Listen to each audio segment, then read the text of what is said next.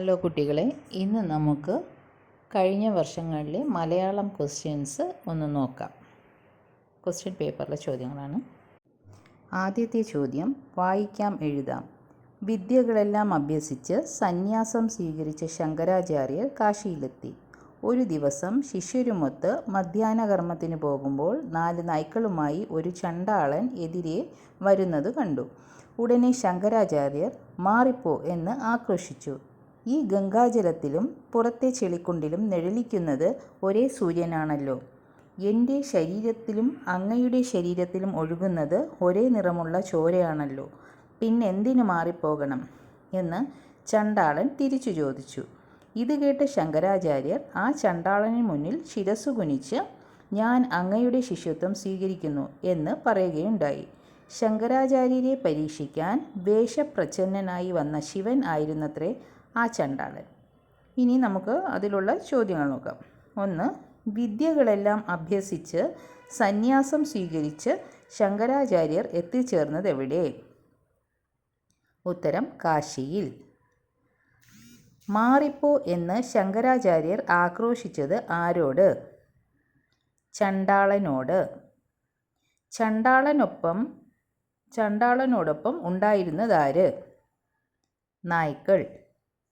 എന്തുകൊണ്ടായിരിക്കാം ശങ്കരാചാര്യർ ചണ്ടാളൻ്റെ ശിഷ്യത്വം സ്വീകരിച്ചത്? ചണ്ടാളൻ്റെ വാക്കുകളിലെ സന്ദേശം ഉൾക്കൊണ്ടിട്ട്. ഈ ഗംഗാജലത്തിലും പുറത്തെ ചെളിക്കുണ്ടിലും നിഴലിക്കുന്നത് ഒരേ സൂര്യനാണല്ലോ. ഇത് അർത്ഥമാക്കുന്നത് എന്ത്? ഉത്തരം പ്രപഞ്ച തേജസ് എല്ലാവരിലും ഒരുപോലെയാണ്. രണ്ടാമത്തെ ചോദ്യം, വാഗ്മയ ചിത്രം. വലത് കൈയിൽ സന്തത സഹചാരിയായ മുളവടി, ഇടത് കൈയിൽ ഒരു കൊച്ചുഭാണ്ഡം, ഉടുവസ്ത്രമായി സുപരിചിതമായ ഒറ്റമുണ്ട്, ചുണ്ടിൽ നനുത്ത പുഞ്ചിരി, കണ്ണുകളിൽ ദൃഢനിശ്ചയത്തിൻ്റെ ജ്വലനം. അജയ്യതയുടെ പ്രതീകം എന്ന പാഠഭാഗത്തിലെ ഗാന്ധിജിയുടെ ഒരു വാഗ്മയ ചിത്രമാണ് മുകളിൽ കൊടുത്തിരിക്കുന്നത്. ഇതുപോലെ മുത്തച്ഛൻ്റെയോ മുത്തശ്ശിയുടെയോ ഒരു വാഗ്മയ ചിത്രം തയ്യാറാക്കുക. അപ്പോൾ അത് നമ്മൾ സ്വന്തമായി തന്നെ എഴുതണം. ഓരോരുത്തരുടെ വീട്ടിലെ മുത്തശ്ശനും മുത്തശ്ശിയൊക്കെ നമ്മൾ ആലോചിച്ചിട്ട് അതുപോലെ എഴുതാം. എങ്ങനെ എഴുതാം? ഇപ്പോൾ നിങ്ങളുടെ വീട്ടിൽ മുത്തശ്ശി മുടിയൊക്കെ നരച്ചതാണ്, മുറുക്കാനൊക്കെ കഴിക്കുന്ന ആളാണെങ്കിൽ നമുക്ക് എങ്ങനെ എഴുതാം? എൻ്റെ വീട്ടിൽ മുത്തശ്ശിയുടെ മുടി പഞ്ഞി പോലെ വെളുത്തതാണ്. പിന്നെ മുത്തശ്ശിയുടെ കയ്യിൽ എപ്പോഴും ഒരു മുറുക്കാൻ്റെ പൊതി ഉണ്ടാകും. മുത്തശ്ശി എപ്പോഴും വീടെല്ലാം നല്ല വൃത്തിയായി സൂക്ഷിക്കും. പിന്നെ കുട്ടികളെല്ലാം കളിക്കുമ്പോൾ അവരെ ഉപദേശിക്കും, ഓടരുത്, ഓടിയാൽ വീഴും എന്നൊക്കെ ഉപദേശിച്ച് അവരോട് കൂടെ നടക്കും. പിന്നെ അമ്പലത്തിൽ പോകുന്ന പതിവുണ്ട്. മുത്തശ്ശി എന്നും എനിക്ക് കഥകൾ പറഞ്ഞു തരാറുണ്ട്. ഇങ്ങനെയൊക്കെ നമുക്ക് എഴുതാം. അത് ഓരോരുത്തരുടെ ഇഷ്ടം പോലെ എഴുതാം. അടുത്തത് ബി. ലോലം എന്നതിന് പകരം പദം ബ്രാക്കറ്റിൽ നിന്ന് കണ്ടെത്തി എഴുതുക. അപ്പോൾ പകരം പദം എന്താണ്? മൃദു. അടുത്ത ചോദ്യം, അഭിപ്രായക്കുറിപ്പ്. കണ്ണിലെ സൂര്യൻ. ഉച്ചയാവുന്നു നേരം പരുക്കൻ പാതവക്ക്, തിരക്കു പിടിച്ചുപോം യാത്രികർ, പെട്ടെന്നു പൊന്തും തകരവാദ്യം, കാറ്റുപോലും നിലയ്ക്കുന്നു കാൺക മുമ്പിൽ, ഉരുൾ ചക്രം, അതിന്മീതെ ബാലൻസു തെറ്റുന്ന ലോഹപ്പലക, തലകിഴുക്കാം തൂക്കുനിൽക്കുന്ന 2 പൈതങ്ങൾ നെറുകയിൽ, കണ്ണീർ നിറച്ച മൺകുടവുമായൊരു കാലിൽ, എത്ര വേഗത്തിൽ തിരിയുമ്പോഴമ്മ പുഞ്ചിരിക്കുന്നു, വെയിലത്തിളയ മോൻ എഴുന്നേറ്റു നിൽക്കാൻ പഠിക്കയാണപ്പുറം, കയ്യടിക്കുമ്പോഴും കണ്ടില്ല കാണികൾ, കരയുന്ന കുഞ്ഞിൻ്റെ കണ്ണിലെ സൂര്യനെ. ഋഷികേശൻ PB. കവിത വായിച്ചില്ലേ? ഇത്തരം കാഴ്ചകൾ നിങ്ങൾ എപ്പോഴെങ്കിലും കണ്ടിട്ടുണ്ടോ? തള്ള വിരലില്ലാത്ത ഗ്രാമം എന്ന പാഠഭാഗം നമ്മൾ പഠിച്ചതല്ലേ? സ്വാതന്ത്ര്യം ഹനിക്കപ്പെടുന്ന, പീഡനങ്ങൾ ഏറ്റുവാങ്ങാൻ വിധിക്കപ്പെട്ട ഒരു വലിയ സമൂഹത്തെയാണല്ലോ നാം അവിടെ കാണുന്നത്.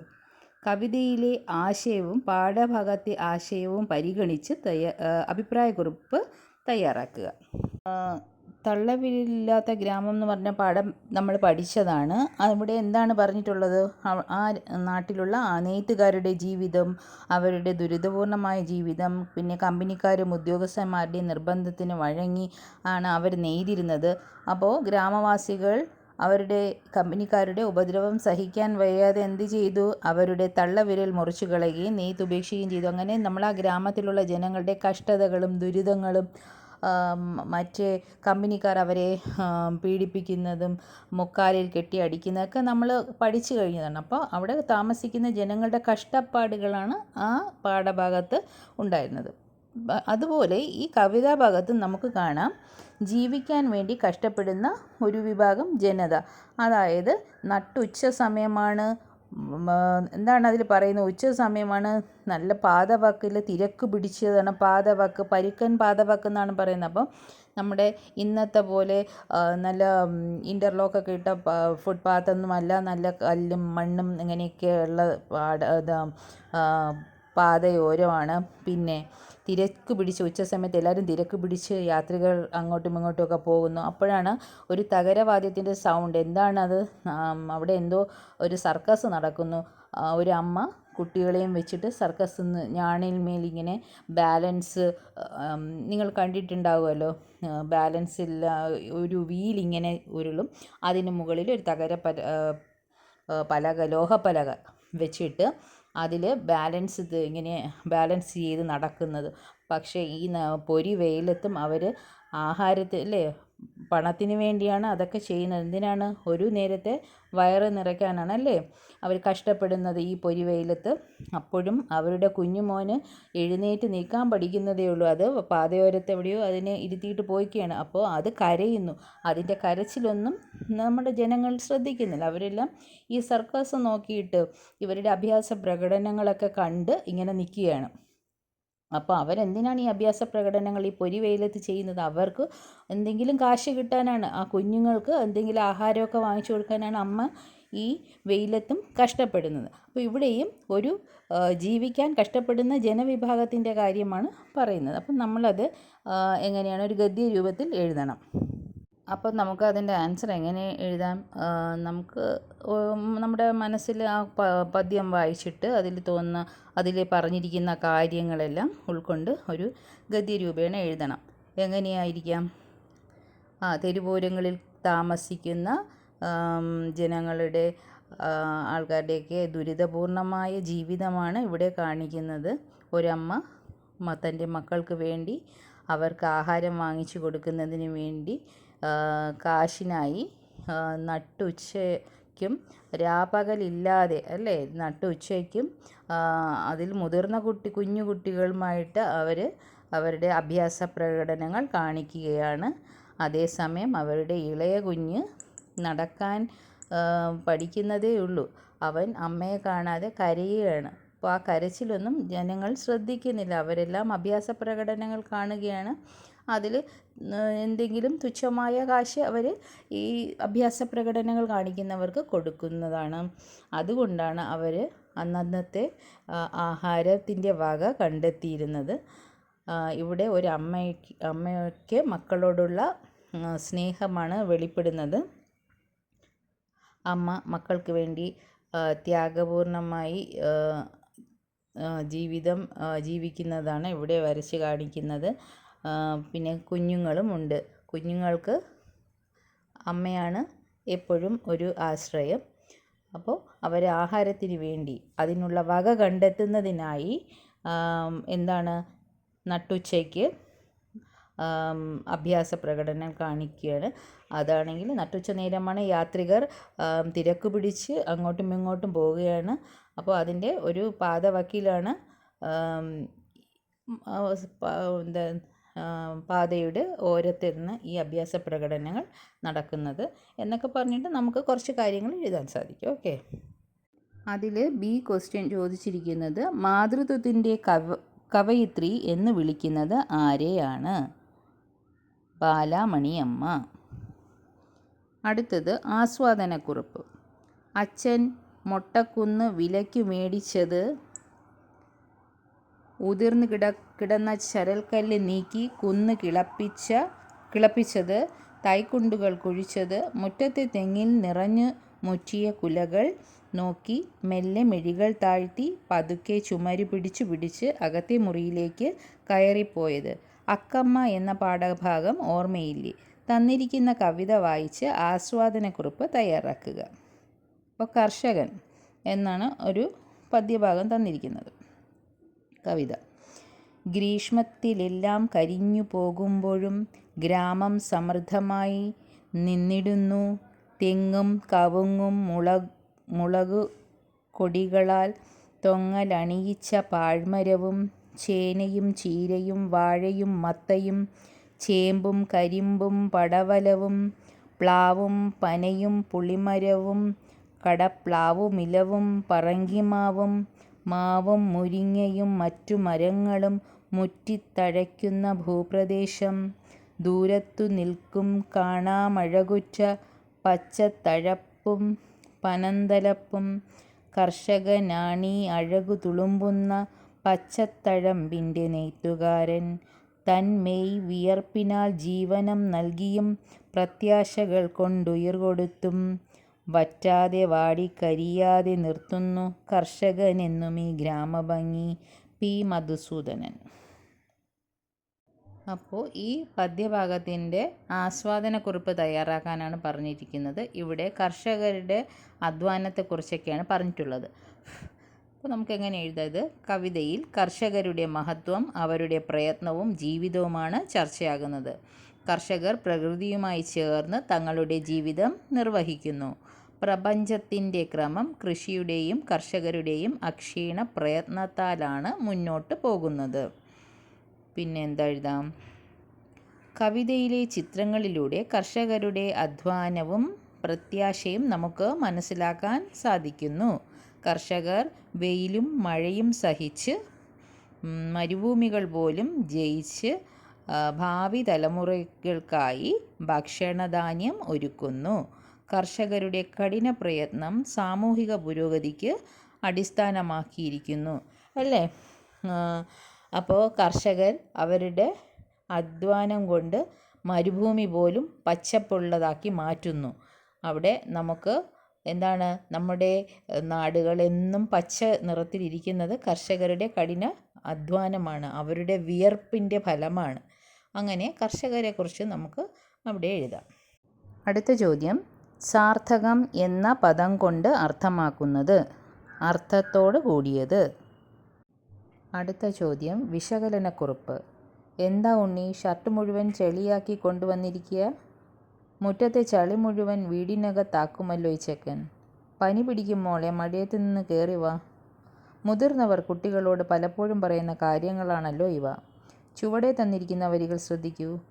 ഇച്ഛായ നമ്മൾക്ക് കൂത്താടാനല്ലെങ്കിൽ ഈ ചെളി ഉണ്ടായതെന്തിനാവോ? ബാലലീല. വരികളും മുകളിലെ പരാമർശങ്ങളും വിശകലനം ചെയ്ത് കുറിപ്പ് തയ്യാറാക്കുക. അപ്പോൾ ഇതൊരു കുറിപ്പ് തയ്യാറാക്കാനാണ്. ഇതെങ്ങനെയാണ്? അപ്പോൾ മുകളിൽ മുതിർന്നവർ പറയുന്ന കാര്യങ്ങളാണ്. ഷർട്ട് മുഴുവൻ ചെളിയാക്കിക്കൊണ്ട് കുട്ടികൾ വരുമ്പോൾ പറയുന്നതാണ്. ഷർട്ട് മുഴുവൻ ചെളിയാക്കിയിട്ടുണ്ട്. പിന്നെ ചെരുപ്പിടാതെയൊക്കെ മുറ്റത്തോടി നടന്നിട്ട് വീട്ടിൽ കയറി വരുമ്പോൾ എന്താ പറയുന്നത്? മുറ്റത്തെ ചെളി മുഴുവൻ വീടിനകത്താക്കുമല്ലോ. പിന്നെ മഴയത്ത് കളിക്കുമ്പോഴൊക്കെ പറയില്ലേ, പനി വരും കയറി വാ എന്നൊക്കെ പറയും. അപ്പോൾ കുട്ടികളുടെ സംശയങ്ങളാണ് താഴെ തന്നിരിക്കുന്നത്. ചെളിയിൽ നമുക്ക് കളിക്കാനല്ലെങ്കിൽ പിന്നെ എന്തിനാണ് ചെളി എന്നാണ് കുട്ടികളുടെ ഒരു അറിവില്ലായ്മ കൊണ്ടുള്ള ചോദ്യം. അപ്പോൾ നമുക്ക് അത് എങ്ങനെ എഴുതാം? ഒരു കുറിപ്പായിട്ട് എഴുതുമ്പോൾ മുകളിലെ ഭാഗം ഒരു സാഹിത്യകൃതിയിൽ നിന്നുള്ളതാണ്. ഇതിൽ കഥാപരമായ ഒരു സംഭാഷണവും അതിൻ്റെ ദാർശനികതയും കാണാം. ഈ വാക്യങ്ങൾ കഥാപാത്രങ്ങളുടെ ചിന്തകൾ, അവരിലുള്ള മനോഭാവങ്ങൾ, കുട്ടിക്കാലത്തുള്ള പ്രതികരണങ്ങൾ എന്നിവ വ്യക്തമാക്കുന്നു. പിന്നെ ഇവിടെ ഒരു കുഞ്ഞിൻ്റെ സത്യസന്ധതയും അറിവില്ലായ്മയും പ്രതിഫലിക്കുന്നു.